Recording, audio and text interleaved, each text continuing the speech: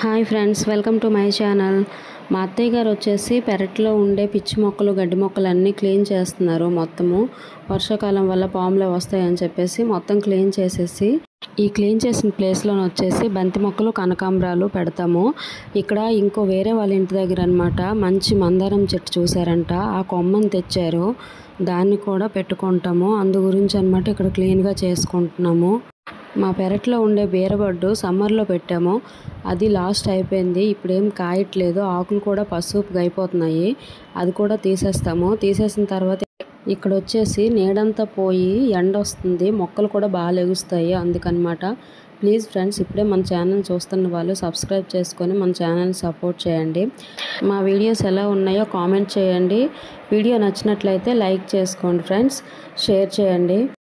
మా పెరట్లో నిత్యం దేవుళ్ళకు పెట్టే పువ్వుల మొక్కలు ఉంటాయి. నెక్స్ట్ వచ్చేసి సీజన్ బట్టి కూడా మొక్కలు పెడతాము.